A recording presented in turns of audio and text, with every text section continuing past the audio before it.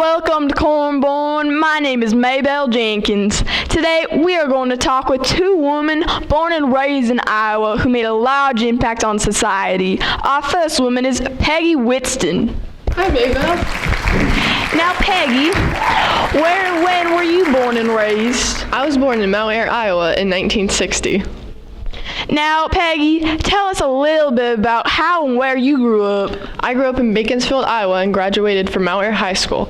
I went to Iowa Western College and received a bachelor in chemistry and biology. Wow. Now, may I ask, what are some of your biggest accomplishments? Well, my biggest accomplishment was being a part of the Expedition 5 crew aboard the STS-111, which was my first completed flight, and I was in space for about 190 days. And secondly, I'm the oldest woman to do a spacewalk. Whoa.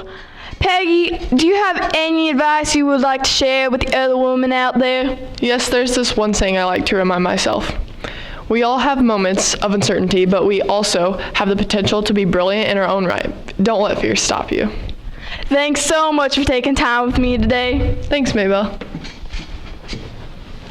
Let's talk with our second famous woman of Iowa. Let's give a warm welcome to Mammy Eisenhower. Thanks, Maybelle.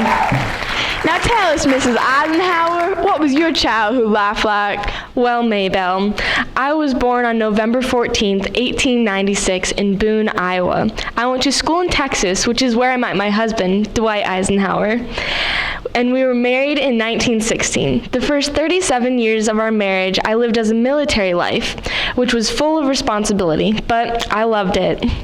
Then my husband won the presidential election of 1952, and I took on a new role of being the First Lady. That is quite an adventurous life.